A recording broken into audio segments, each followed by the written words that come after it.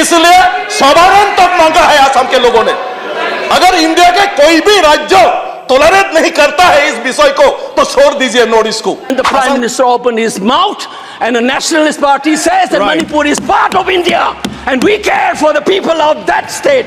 Only Long live India, long live Bodoland. गासैनिसिमबो आंनि अननाय आरो खुलुमनायखौ खनसे फिन जासिहरफिननाय जाबाय। एक्चुअली दिनैनि मोनसे भिडिअ आं 3 बोसोरसिनि माखासे भिडिअ आरो रिसेन्टलि ओंखारनाय भिडिअ ना सार बिश्वजित दैमारिनि माखासे 3 बोसोरसिनि गेजेरावहाय मा बाथ्रा बुंदोंमोन आरो 2 बोसोरनि सिगां 3 बोसोरनि सिगां बै जायगायाव माबायदि बाथ्रा बुंदोंमोन आरो आसामाव ओरैबायदि बाखनायदोंमोन बिखौ एनआरसीनि बाथ्राखौ लालायनानैनो गोबां खोथा बुंदोंमोन आरो एनडिएफबिनि माखासे बाथ्रा जि जायगायाव बुंनांगौ बैखौ जों बुंनायखौ नुदों।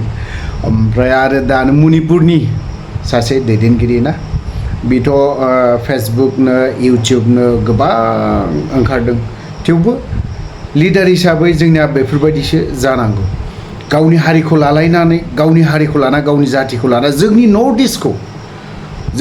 इस्टखौ बैसोर माबायदि नायो डेभेलप जाया नङा जागौ खालामनो गोसोब्ला खालामनोबो हायो।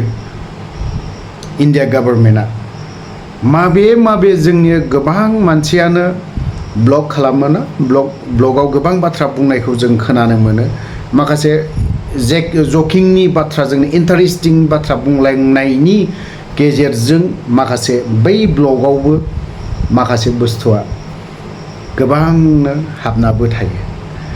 जेरैबायदि आं बुंनो थाङाखै नाम थांखिनानै बुंनो थाङाखै फिसा जोंनि टुरिस्टनि नामावहाय गोबां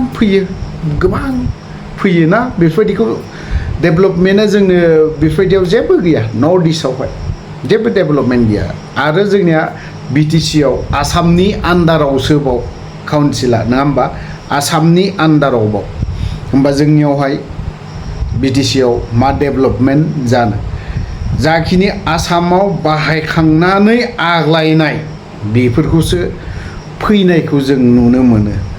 दाथ' माखासे बाथ्राखौ बुङोब्लाथ' गोबां नङा होमबा बेफोरबायदि आरोखि थ' जोंनि दैदेनगिरि ना 3 बोसोरसोनि सिगां जाखिनि बाथ्रा बुंनाय बिश्वजित दैमारिनि माखासे बिबुंथिखौ एसे खोनासंनि जों खोनासंफिननांगोन फुराना बाथ्राफोरखौबो रिपिट खालामफिनलायनांगोन नायनांगोन गोसोखांनांगोन आवगोल मामोन आरो जों दा मा मोनखो। My party, United People's Party Liberal, rise to support these 3 bills altogether, moved by Honorable Home Minister Sri Amit Shahji in this August House through you, sir. Sir, the bill is a unique and dynamic steps of the Narendra Modi government to run the country through good governance. after independence, can you negate this fact? We are talking about the inclusion of the Northeast history after 75 years. That's a classic exclusion. India was an anthropological subject, not a historical subject in the eyes of the colonial forces. And today, the Northeast remains outside of the history of the Indian history textbook. That is why you treat them as the other. And that's the silence. And the silence on the Manipur tragedy is not unique. It is a reflection of this general continuity of the colonial in the post-colonial. It is sad to see a nationalist party like the BJP will feel comfortable with their silence on the tragedy of Manipur. Keep your hands on your heart and think about the 60,000 people who are linguistic in relief camps. And those mothers, those widows, think of them. And then you talk about nationalism. Point is made. He made Only his point. then we will understand what this tragedy means. And Mr. Chairman, the hurt, the anger has thrown a nobody like me to be part of this temple of democracy. Beating the BJP cabinet minister, think about the pain. If you hear an anxiety, anguish and pain in my voice, please go back and see those 60,000 people languishing in the relief camp. Don't talk about partition Prime Minister go remembrance there once. till you bring that. I would keep quiet the moment the Prime Minister opened his mouth and the Nationalist Party says that Manipur is part of India and we care for the people of that state.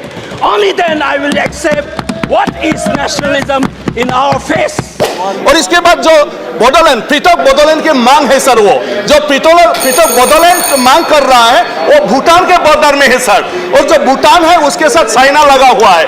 Doklam में जो last time conclude करें और speakers हैं इसमें, सर conclude करिए थोड़ा सा सर 2 minute और नहीं आप इस बोल लीजिए, इसमें अभी और 2 लोग हैं बोलने वाले, समय सिर्फ 3 मिनट है। खत्म करने वाला हूँ, सिर्फ एक ही पॉइंट सर, सिर्फ एक ही पॉइंट है, जो बॉर्डर एरिया है भूटान ये चाइना के साथ लगा हुआ है, तो वहां पर भी जो पृथक राज्य बोडोलैंड की मांग कर रहा है वहां पर अगर यूनियन टेरिटरी दे सकता है तो वह चाइना की जो गतिविधि है इसको हमारे केंद्रीय सरकार की तरफ से मतलब देखभाल कर सकता है, तो इसको मैं अनुरोध करता हूं। तो इसी तरह कार्बी, दिमासा और गोरखालैंड और मणिपुर में सर ये सब उसके साथ संपर्क है, म्यांमार के साथ म्यांमार के साथ लगा हुआ है। देखो मैं असम से हूँ, इसलिए सॉवरेन तक मांगा है असम के लोगों ने।